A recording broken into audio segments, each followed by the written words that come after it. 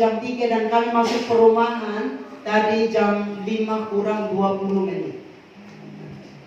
Dan kami sedikit muter karena dari Panjang Jio datang itu kan hujan dari sana ya Ibu ya. Jadi kami muter di depan masjid itu, kami tanya orang karena sudah tidak bisa lagi, kami tanya orang dan sampai pas sedang masuk ke sini tadi, kami karena ikut map, jadi mapnya suruh untuk muter balik kami dulu. Kami dulu untuk muter balik ke depan masjid dan muter 2 kali. Muter 2 kali di sana, ada saya bilang kita kembali karena ada gereja di depan GSJA. Mungkin gereja GSJA. Saya bilang tidak, yang diundang ke sana itu Elim, jadi harus ke Elimnya. Kami muter 2 kali dan karena kami hubungi Pak Pendeta Leno tidak diangkat. Saya bilang ibadah sudah mulai. Karena dalam feeling saya ibadah mulai jam 5. Kami berdua muter untuk kembali ke Panjang Jio. Dan dalam perjalanan saya mencoba untuk berkhotbah kepadanya. Jadi dia duduk di belakang, saya khotbah.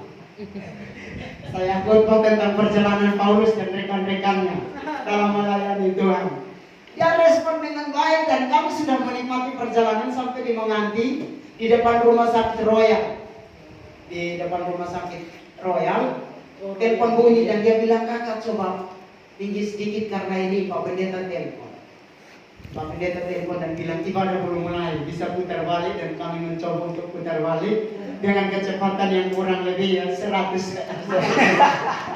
Dan kami bisa tiba dengan selamat, bersyukur semua karena kemurahan Tuhan. Amin. Ya, kalau dari Menganti ke sini, kalau orang timur belum begitu jauh. Kalau orang timur kalau nganggap jauh itu perjalanan dari sini ke Banyuwangi, itu kalau jauh. Kalau dari sini ke Sidoarjo nanti ditanya dekat sekali, dekat sekali. Hanya dekat sekali ini bisa 2-3 jam paling. Ya, lupakan itu dan malam hari ini kita akan belajar kebenaran firman Tuhan karena melihat semangat Bapak Ibu yang begitu luar biasa rasa-rasanya itu. Saya mau cepat untuk sampaikan kebenaran firman Tuhan karena melihat semangat Bapak Ibu yang begitu luar biasa menyambut Tuhan. Sudah saya lihat sudah sudah punya mahkota tapi tampil di depan dan naikkan pujian yang begitu luar biasa dan saya lihat suara saya yang serik-serik begini tidak ada tandingnya dengan bapak-bapak yang menyanyi di sini. Tapi semua karena kemurahan. Amin. Itu sebabnya malam hari ini saya mau berbicara tentang hidup baru. Coba sama-sama katakan hidup baru. Kalau orang timur bilang new life. Kenal ya Pak? Nah, lihat saya dengan wajah begitu luar biasa kabulnya dengan bahasa timur. Kalau saya begitu sudah luar biasa. Bapak Ibu yang dikasihi oleh Tuhan, berbicara tentang kehidupan baru tidak identik dengan penanti. Yang setuju katakan amin. Berbicara tentang kehidupan baru tidak hanya sebatas kita mewarnai yang fisik ini. Berbicara tentang kehidupan baru juga bukan berbicara tentang komunitas saja. Karena banyak komunitas yang tadinya dia kumpul baik-baik dalam gereja, tapi Tuhannya bukan nomor 1 lagi, nomor 1 place. Saking luar biasanya dekat dengan Tuhan, tetapi pada akhirnya dia orang pertama yang menghujat orang Kristen. Yang tadinya tampil di pelayanan dan mungkin khotbahnya berapi-api, kita kagum, oh ini orang yang hidup baru. Orang sudah kenal Tuhan secara luar biasa. Tetapi pada akhirnya dia adalah orang pertama yang menyerang kita. Oleh karena itu, saudara yang dikasihi oleh Tuhan, dalam masa tekanan kehidupan Kristen yang begitu luar biasa, kita perlu melihat konteks ini. Karena kehidupan hari-hari ini diperhadapkan begitu COVID, kita dengar Surabaya kan, oh sudah mulai zona hijau. Begitu selesai, setiap grup itu ada kiriman-kiriman gereja-gereja Tuhan dibakar. Gereja-gereja Tuhan sudah mulai dihancurkan. Sekolah-sekolah Kristen di mana-mana sudah mulai mengalami goncangan, bahkan ada yang digusur dan lain sebagainya. Anak-anak Tuhan sudah dipenggal kepalanya. Di situ kita diperhadapkan dengan satu pilihan. Masih mau ikut Yesus atau mau mencoba? Mungkin yang sudah punya mahkota rambut putih ya Bapak Ibu. Aduh, apapun yang mau terjadi, terjadi sudah. Inilah hidup, ini deh, sudah selesai. Tapi bagi yang masih muda, yang menanti seperti Hawa menanti Adam, harus menunggu kalimat ini, tulang dari tulangku, daging dari dagingku. Oh, permasalahan besar Bapak Ibu. Maka kehidupan baru kita akan melihat di konteks ini. Apakah kehidupan baru itu hanya sebatas penampilan? Apakah kehidupan baru itu hanya sebatas komunitas? Apakah kehidupan baru itu hanya berbicara tentang kita aktif dalam bergereja? Atau lebih daripada itu? Mari kita baca bersama supaya saya pulang dari tempat ini. Bapak Ibu jangan ini kayak saksi Yehova masuk tidak pakai Alkitab lagi. Saya orang Kristen tulen. Dari kecil sampai besar Kristen, hanya baru kenal Tuhan 2010. Kristen tulen itu hanya keliling-keliling. Di luar begitu 2010 baru Tuhan panggil untuk melayani Tuhan. Mari kita baca bersama dalam Kolose pasal yang ketiga, ayat yang ke-12 sampai ayat yang ke-14. Kalau sudah temukan katakan amin. Amin. Kolose pasal 3 ayat 12 sampai ayat yang ke-14. Kalau mau dibaca semua sampai ayat yang ke-17, nanti Bapak Ibu bisa lanjut di rumah. Kita bahas 3 ayat ini saja. Judul lembaga Alkitab Indonesia memberi judul Manusia Baru. Lalu ayat yang ke-12, karena itu sebagai orang-orang pilihan Allah yang dikuduskan dan dikasihinya, kenakanlah belas kasihan, kemurahan, kerendahan hati, kelemah lembutan, dan kesabaran. Sabarlah kamu seorang terhadap yang lain, dan ampunilah seorang akan yang lain. Apabila yang seorang menaruh dendam terhadap yang lain, sama seperti Tuhan telah mengampuni kamu, kamu perbuat juga demikian. Ayat yang ke-14 berkata begini, dan di atas semuanya itu kenakanlah Kasih sebagai pengikat yang mempersatukan dan menyempurnakan. Membaca konteks ini, saya mencoba untuk menyelidiki mengapa Paulus menuliskan ini dan memberikan kepada jemaat yang ada di Kolose. Sedikit latar belakangnya, jemaat di Kolose ini diperhadapkan dengan ajaran-ajaran sesat. Ajaran-ajaran sesat pada waktu itu datang dan membelokkan pengajaran di dalam Kristen dan membawa mereka untuk kembali hidup kembali kepada kehidupan lama yang tadinya sudah antusias untuk melayani Tuhan secara luar biasa, yang tadinya kesaksiannya bahkan tidak bisa habis dalam 30 menit, yang tadinya kalau mau menyanyi luar biasa bisa 2 sampai 4-5 kali, yang tadinya khotbah berapi-api, sekarang mau kembali kepada kehidupan lama. Maka konteks bagian firman Tuhan ini kembali mengingatkan mereka tentang kehidupan baru. Bapak Ibu yang dikasihi oleh Tuhan, kita baca keseluruhan perikop ini. Perikop ini berbicara tentang manusia baru. Kalau manusia baru, karena lembaga Alkitab Indonesia sudah memberikan judul tentang manusia baru, orang-orang Kristen sekarang ini sangat kritis sekali. Manusia baru, masa selain daripada kita manusia ini ada manusia yang baru, sehingga membuat proposal kirim ke LAI untuk merevisi berbagai macam tafsir dan sebagainya. Tapi kita mau belajar dari sifatnya. Jadi hidup baru, Bapak Ibu, ada 3 kata dalam bahasa Timur yang saya pilih, dan ketiga kata ini mengandung makna yang sungguh sangat amat dalam. Dan ketiga kata ini mungkin agak asing didengar karena hanya ada di tanah Timur. Kata yang pertama itu adalah ekletoi. Coba sama-sama bilang ekletoi. Ekletoi. Ya, kata yang kedua hagioi. Hagioi. Kata yang ketiga hegapemenoi. Hegapemenoi. Ya, itu kira-kira bahasa Hegapemenoi. Yunani-nya begitu. Jadi ada 3 kata yang dipakai oleh Paulus untuk mengingatkan mereka bahwa engkau adalah orang-orang yang sudah dipilih oleh Tuhan. Bapak Ibu yang dikasihi oleh Tuhan, kalau saya mau bertanya siapa yang merasa dipilih oleh Tuhan, tolong angkat tangan. Maka Bapak Ibu semua tanpa ragu akan berkata, saya adalah orang pilihan Tuhan. Tapi pertanyaan saya, apakah kita sudah hidup sesuai dengan pilihan Tuhan? Yang sudah yakin dia hidup sesuai dengan pilihan Tuhan, tolong angkat tangan. Proses. Masih proses, Pak. Sudah pasti Bapak Ibu. Dan proses sampai Tuhan panggil pulang kan juga berkata, Tuhan kasih proses. Kenapa? Karena kita akan banyak alasan untuk berkata kepada Tuhan, saya masih punya waktu yang panjang, saya masih punya waktu untuk hidup, saya masih punya waktu untuk bekerja, saya masih punya waktu untuk menjalani ini, dan kita akan banyak alasan untuk tidak menghidupkan.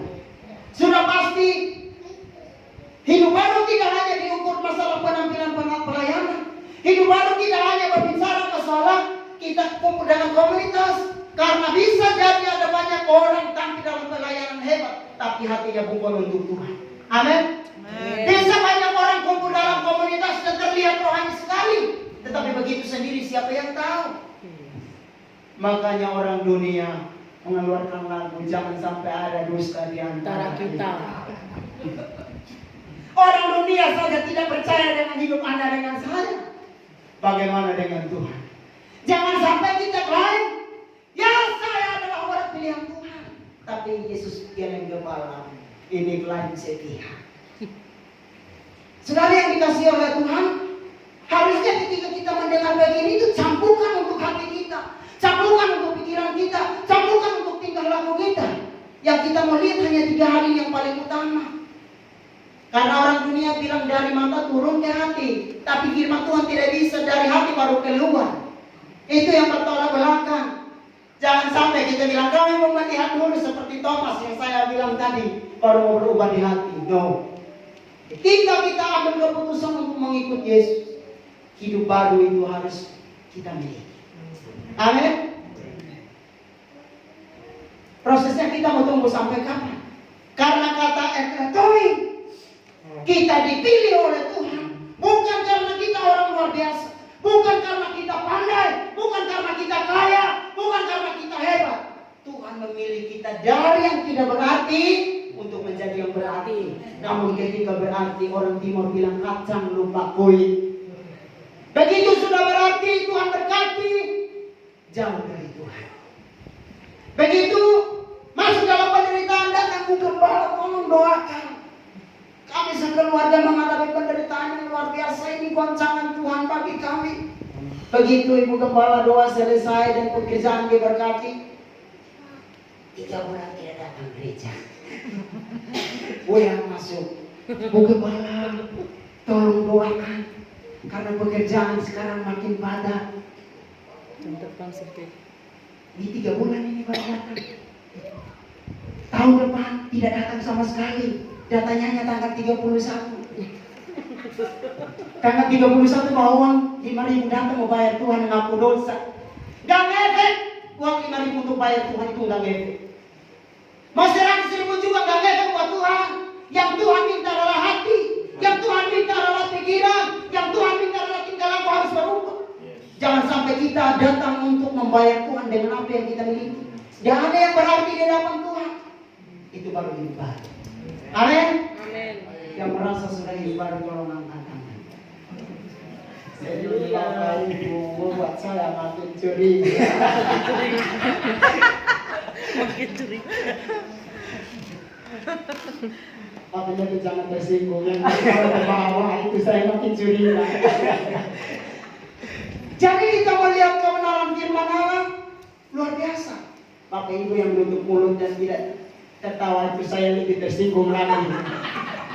Kenapa? Karena ketika kita melihat kebenaran firman Allah ini, kita datang kepada Tuhan, kita bisa pakai berbagai macam manipulasi.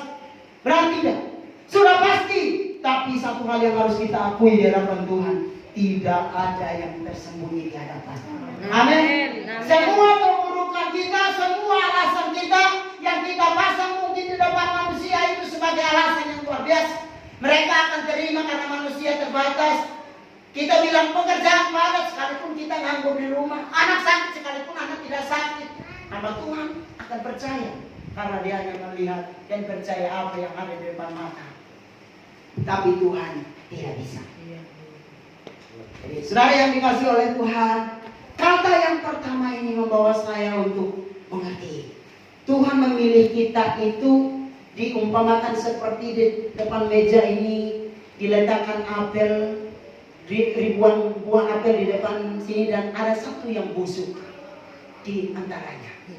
Begitu Tuhan memilih, bukan memilih yang masih bagus-bagus, memilih yang busuk.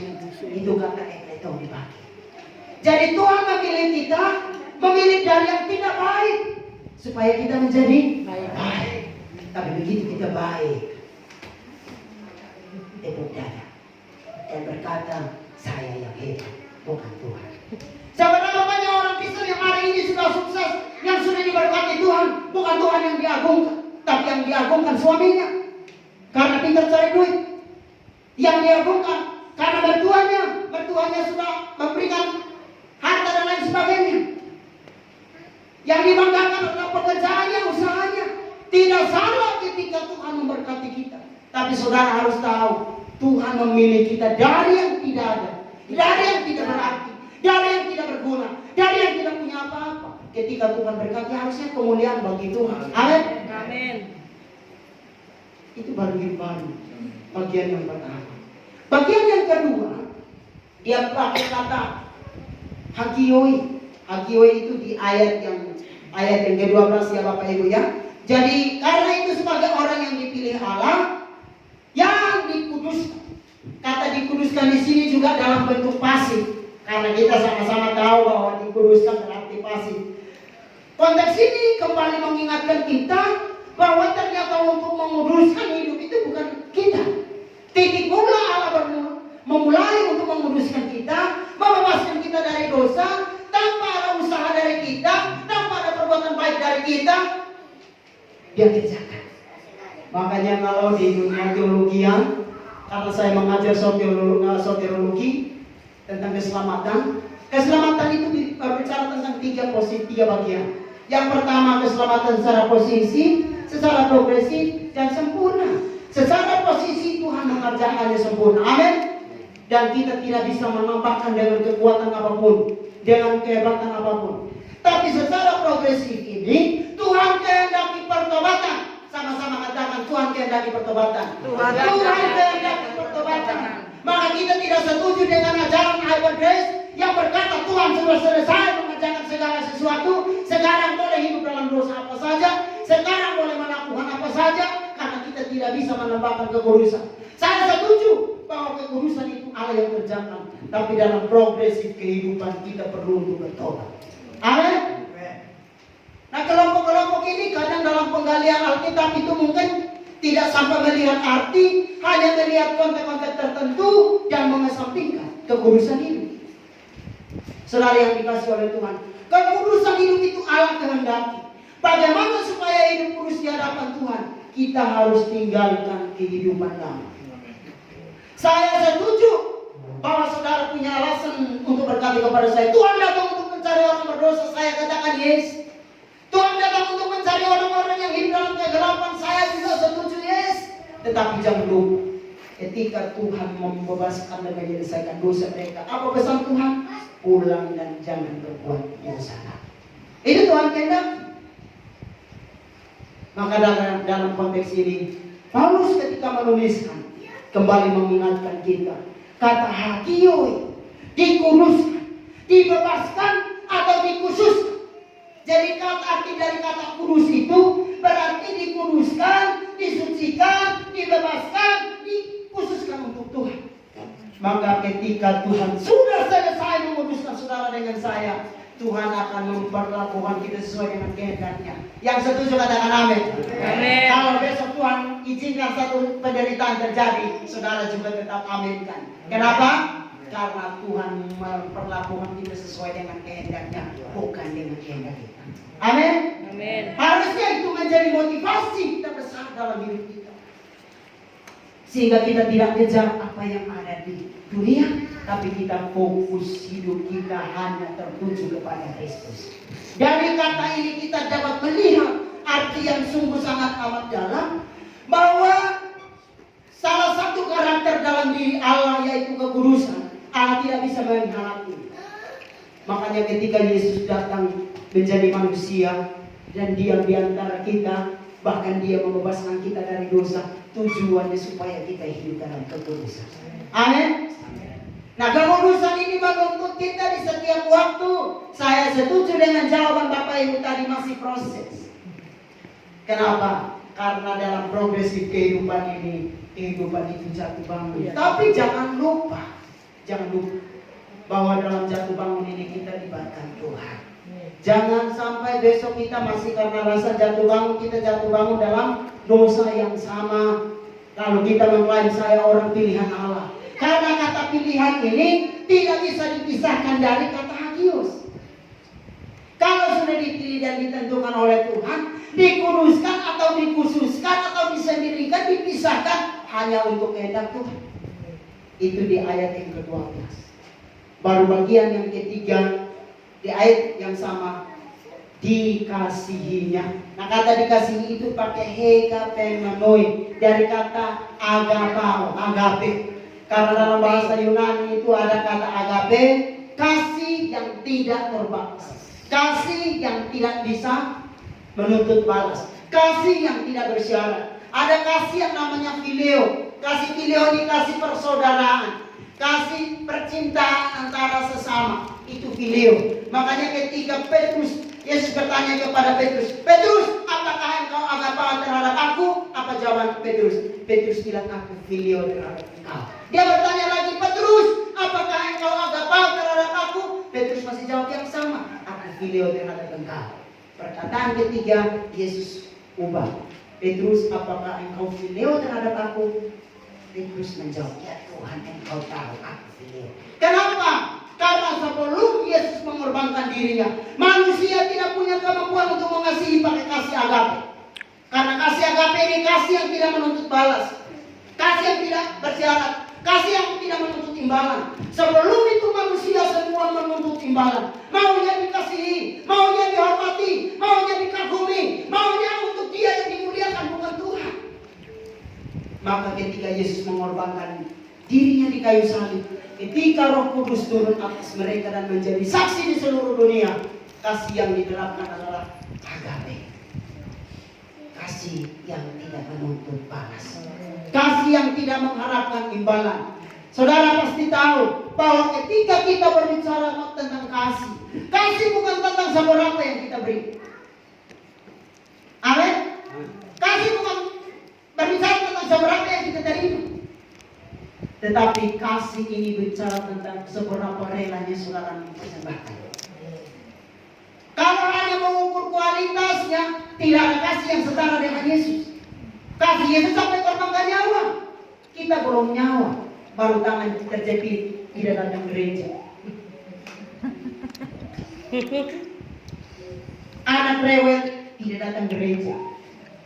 Ibu gembala kalau selama tidak lihat wajah, apalagi bisa sampai 3 bulan. Baik 3 bulan kalau masih ingat kursinya, datang sudah tidak tahu dulu di mana. Baru kita sudah berkata, "Oh, saya adalah anak Tuhan, saya adalah orang Kristen, saya adalah orang yang sudah kenal Yesus." Oh, tidak bisa. Karena bicara tentang kasih, kita harus menaruhnya di setiap waktu, mencintai setiap waktu. Bapak Ibu coba bayangkan yang sudah menikah, kalau 1 hari saja tidak ngomong dengan istri, rasanya bagaimana? 2 hari tidak ngomong dengan istri, rasanya gimana? Tapi beta, tolong dulu keluarkan surat cerai. Ini bukan jodoh saya, ini memang bukan pasangan saya, bukan dia yang terbaik. Harusnya yang terbaik mengikuti tidak model begini. Lalu di mana kasih kita? Kasih itu berbicara tentang seberapa besar kita membuka hati untuk menerima orang lain. Amin. Itu baru kasih. Karena kasih itu bicara bukan masalah untungnya. Kasih itu berbicara tentang kerelaan dalam berkorban. Berarti kita siap untuk dirugikan. Itu baru kasih agape. Pernah melihat Tuhan Yesus menuntut saudara waktu ganti kembali rugi? Enggak pernah. Ganti rugi. Waktu saya berkorban di kayu salib, kamu nggak kasih apa-apa. Sekarang ganti rugi. Kita sepanjang Alkitab tidak mendapatkan tuntutan Yesus untuk ganti rugi. Yang Yesus tuntut adalah hidup dalam kasih. Memang mudah Pak Pendeta karena teori, nanti baru setelah ini kita keluar pintu baru mulai ada kasih diterapkan. Saya setuju dengan Bapak tadi. Untung Bapak sekarang sudah kenal Tuhan. Kalau mungkin seperti yang dulu masih kekal seperti saya Pak. Tangan kanan masuk. Yang benar, tangan kiri masuk rumah sakit. Kalau yang di sini baru masuk 1 kali 2 meter. Mungkin kita akan kasih perbandingan karena kehidupan tuntutan dari kita. Tapi dalam konteks ini, firman Allah datang kepada kita dan kata yang tadi hingga penyembuh. Kata tahu. Mengasihilah. Coba yang di kiri kanan berkata mengasihilah. Mengasihilah. Aku mengasihimu. Nah, jadi waktu kita berbicara tentang mengasihi, itu bukan hanya berbicara masalah kita seberapa besar kita terima, tapi seberapa besar kita membuka hati kita untuk kita yang rela mengorbankan. Jadi saudara yang dikasih oleh Tuhan, kira-kira ketiga kata itu menghantarkan kita kepada 2 poin besar yang ingin saya bicarakan malam hari ini. Itu baru pendahuluannya. Bapak Ibu jangan, karena tadi saya dengar mau ibadah sampai jam 10 malam, saya bilang saya bersyukur. Saya baru dapatkan jemaat yang bisa ibadah sampai jam 10. Makanya saya kasih pendahuluannya itu agak sedikit 30 menit. Nanti khotbahnya baru kita usahakan. Puji Tuhan kalau sampai jam 10. Amin. Amin. Amin itu nyindir sekali.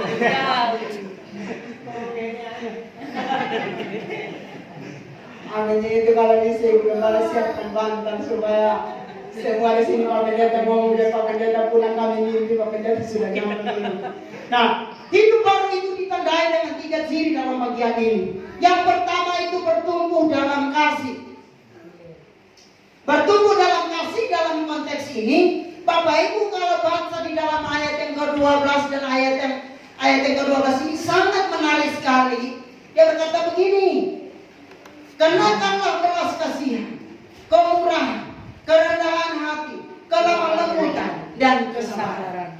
Jadi yang pertama, ciri manusia baru, ciri hidup baru, yang pertama harus dimiliki adalah bertumbuh dalam kasih. Kalau kita bicara tentang bertumbuh dalam kasih, berarti bicara tentang tahap kehidupan. Hanya seringkali kalau kita diperhadapkan antara bertumbuh atau berbuah, kita pilih mana? Kalau dikasih pertanyaan begini, mau bertumbuh atau mau berbuah, saudara pilih mana? Bertumbuh. Bertumbuh sampai Tuhan Yesus datang tidak mau berbuah? Berbuah juga. Berbuah.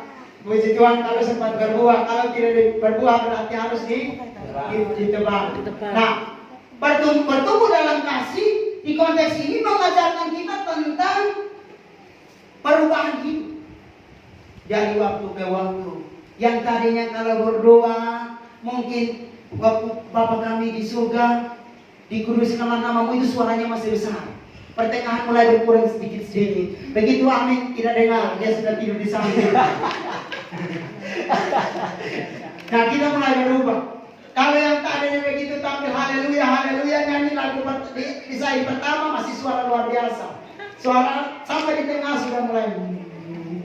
Kalau sudah masuk di endingnya dan hanya jalan kepala, kita perlu berubah dalam konteks ini. Berarti kita mesti lebih serius lagi di dalam Tuhan.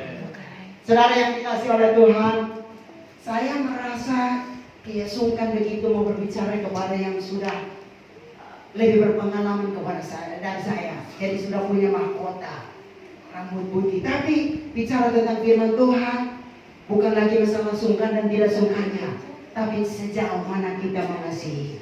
Karena saya begitu sangat mengasihi Bapak Ibu, saya kalau sampaikan firman Tuhan itu suara itu begitu keras. Kadang ada yang pulang berkata, yang bilang Pak Pendeta ini marah-marah. Bukan marah. Suara saya kalau keras, itu kasih saya seiring dengan itu. Selain daripada itu, Bapak Ibu mau tahu karena di timur itu rumah kami berjauhan.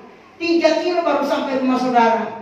Jadi karena 3 kilo tidak mungkin pergi untuk bisik seperti orang Jawa. Maka kami bilang, Harus keras-keras dulu pakai dari sini. Makanya kami terlatih dengan suara yang begini. Kadang kalau ngomong begini sudah terlalu pelan. Sudah terlalu pelan. Suara Jadi rasanya kayak bisik-bisik. Karena terlatih dengan itu tadi jarak yang begitu jauh. Jadi Bapak Ibu jangan heran ini kalau bisa jangan pakai mic, sekali waktu undang jangan pakai mic.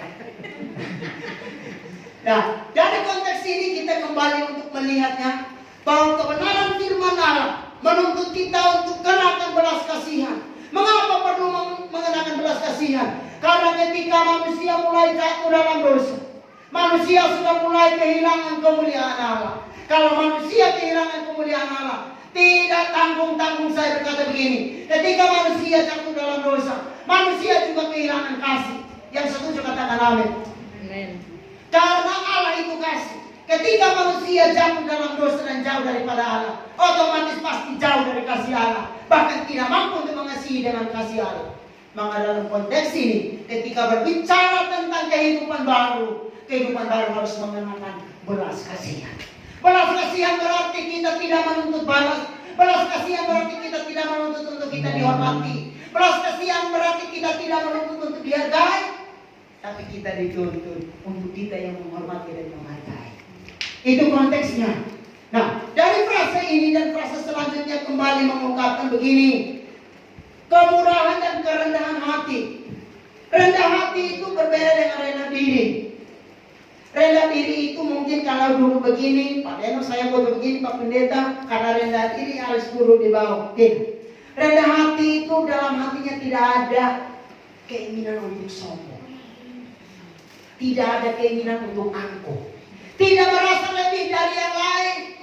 Sekalipun tampilan pelayanannya oke, sekalipun suaranya mantap, sekalipun khotbah berapi-api, tapi tetap merasa hanya Tuhan yang layak untuk dipuji dan dibangun.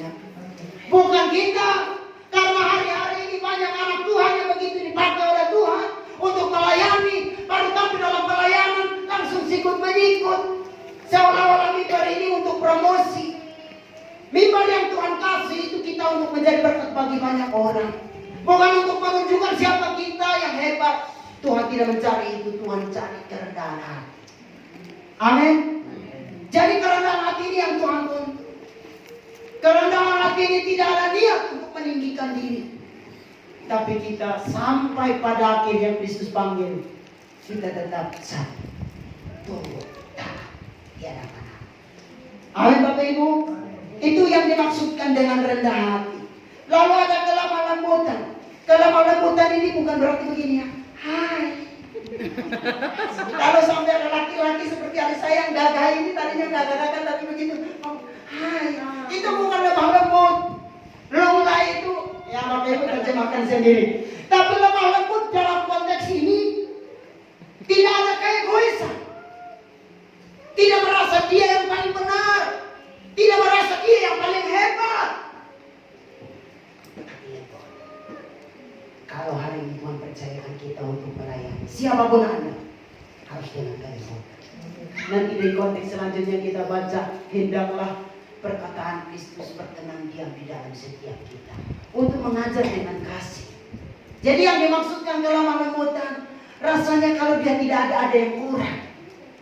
Itu Paleno begitu, tapi kalau tidak ada rasanya suasana sepi.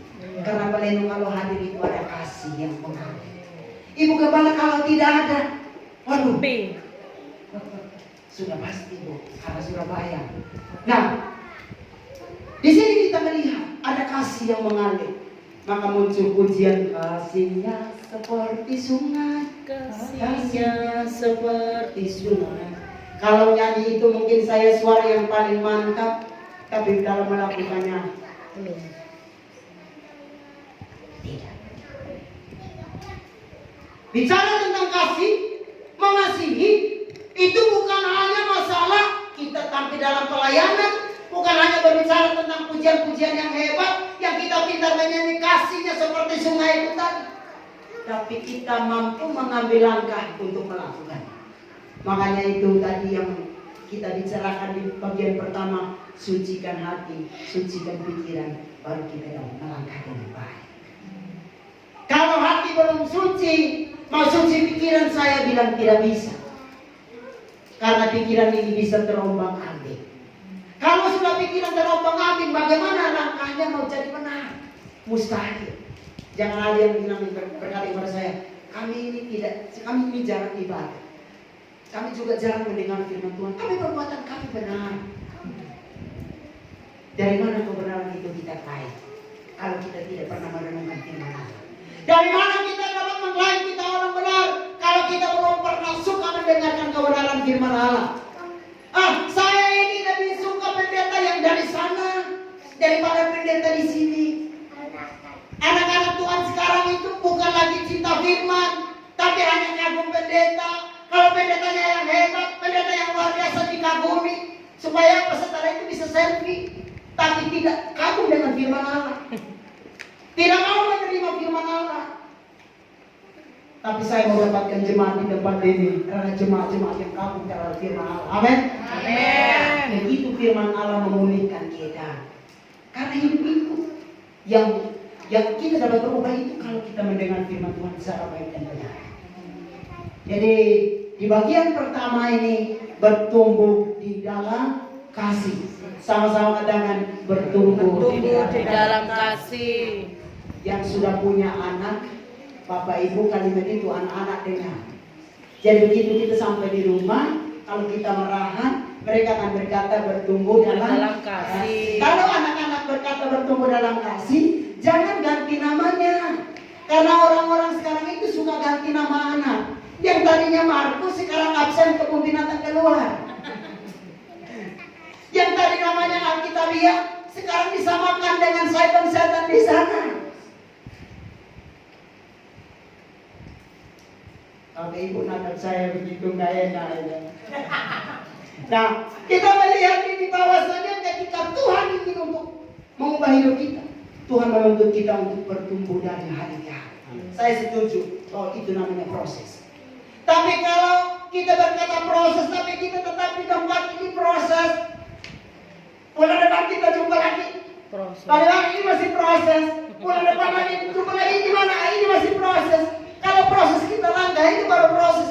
Puji Tuhan. Tapi kalau proses di tempat kapan bisa selesainya proses ini?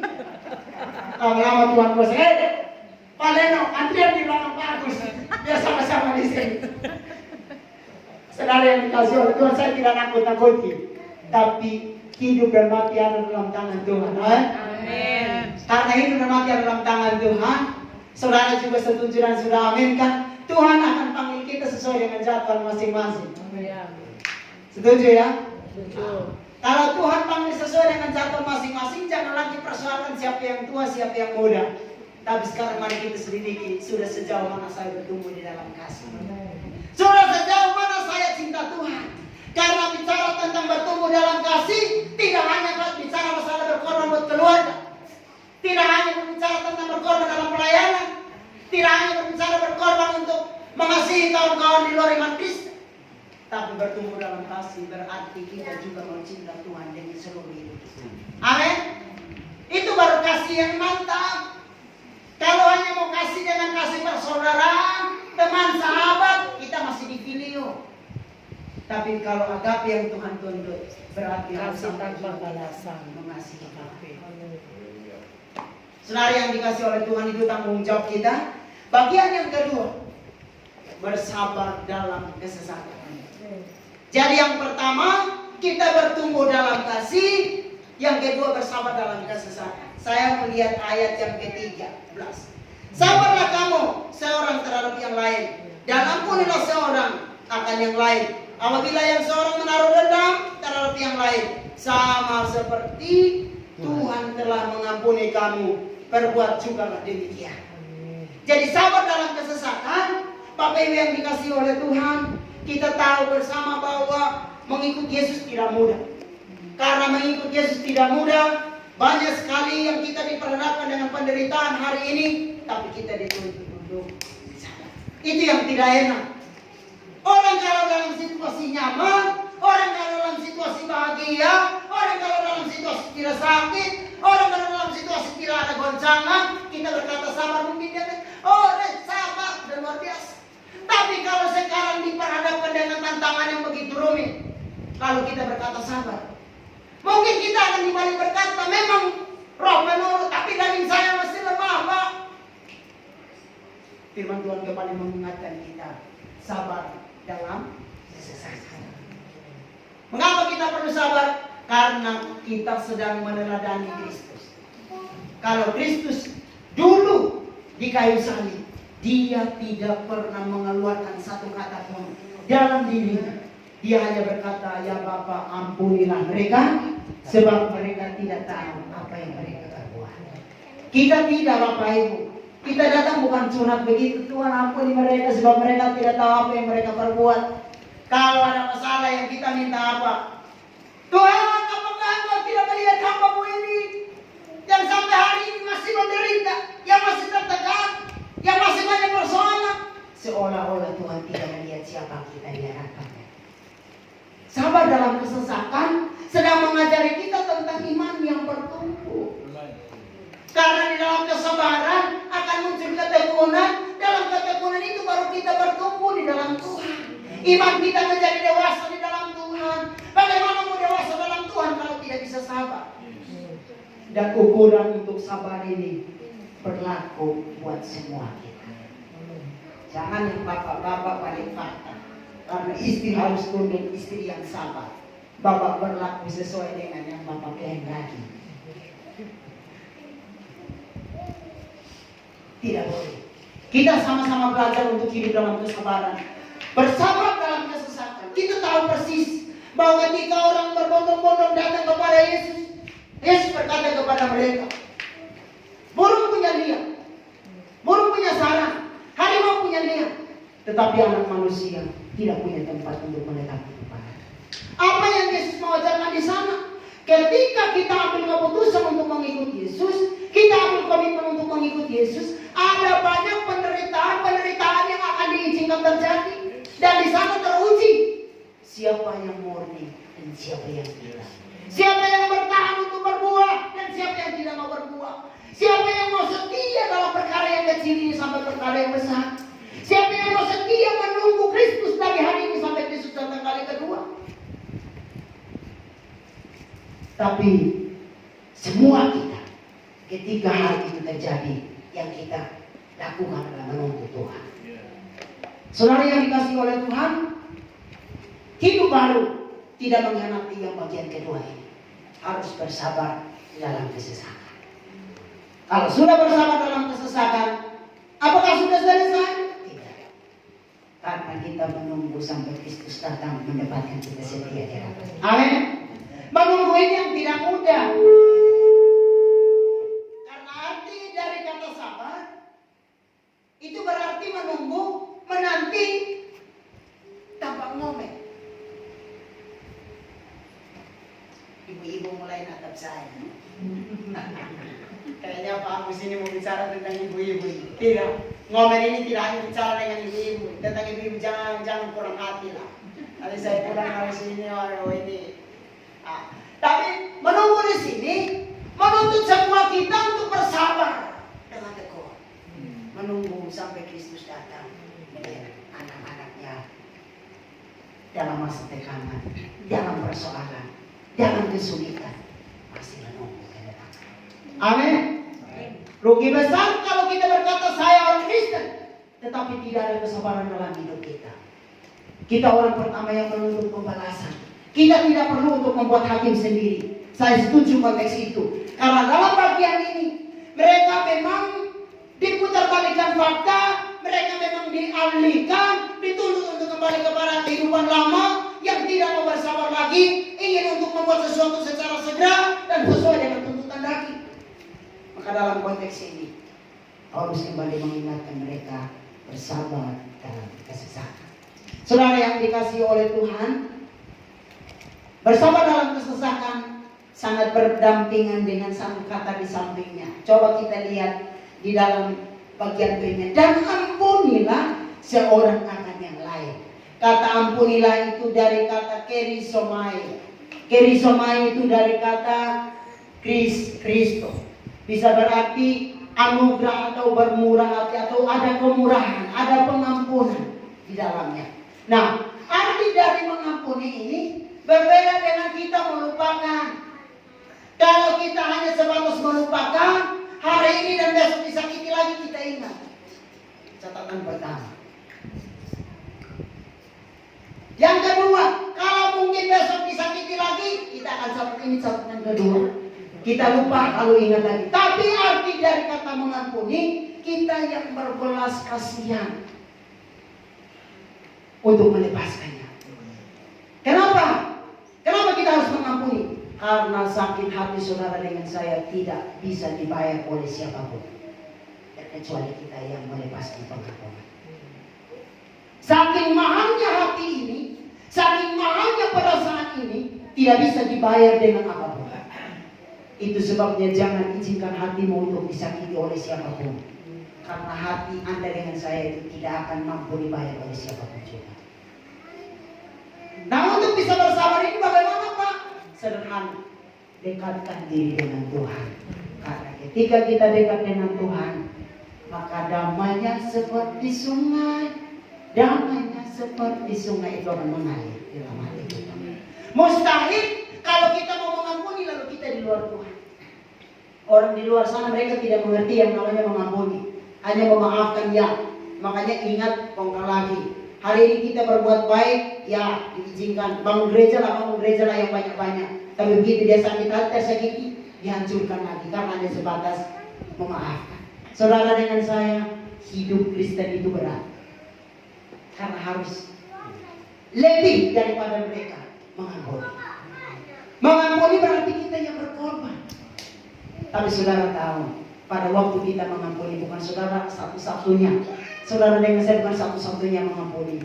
Yesus berkata begini, aku terlebih dahulu mengampuni engkau. Karena itu perbuatlah demikian. Yang kita lakukan di sini mengampuni, ini berarti kita meniru atau meneladani atau mencontohi apa yang sudah Tuhan kerjakan. Maka dalam konteks ini kita kembali diingatkan, mengampunilah sebagaimana saya telah melakukannya. Saudara yang dikasihi Tuhan, itulah rasa cinta Tuhan. Saya tidak tahu apa yang ada dalam hati Bapak Ibu Saudara. Tapi firman Tuhan itu, saudara dengan saya kita harus yakini, firman Tuhan tidak datang secara kebetulan. Ketika ada ganjalan terjadi dalam hati kita, Tuhan ingin untuk memulihkan itu. Amin. Ketika kita dekat dengan Tuhan dan ada satu di dalam hidup kita, Tuhan pasti menegur kita, mengingatkan kita dengan kebenaran firman-Nya. Terkecuali kita menutup telinga dan tidak mau mendengarnya dengan baik. Ya, saudara yang dikasihi oleh Tuhan, bagian yang kedua ini membawa kita untuk mengerti. Mengampuni berarti mengasihi secara cuma-cuma. Dari kata karisomenoe ini tadi. Nah, bagian yang ketiga, mencintai kesatuan. Yang pertama tadi bertumbuh dalam kasih. Yang kedua, bersabar dalam kesesakan. Yang ketiga, mencintai kesatuan. Ini yang berat, Pak. Memang dengarannya hanya BBM. Bukan bahan bakar minyak. BBM berarti bertumbuh, bersabar, dan mencintai. Nah, mencintai ini dari ayat yang ke-14. Dan di atas semuanya itu kenakanlah kasih, sebagaimana pengikat yang mempersatukan dan menyempurnakan. Jadi manusia baru harus mencintai kesatuan. Yang mau hidup rukun di tempat ini tolong angkat tangan. Saudara yang dikasihi oleh Tuhan, saya satu hari melihat di depan kampus itu karena saya sapu. Lalu waktu saya sapu, ada kertas yang ditiup angin. Saya sapu, saya buang di tong sampah, ditiup lagi kembali ke depan saya. Saya ambil lagi pergi taruh, ditiup lagi kembali ke depan saya.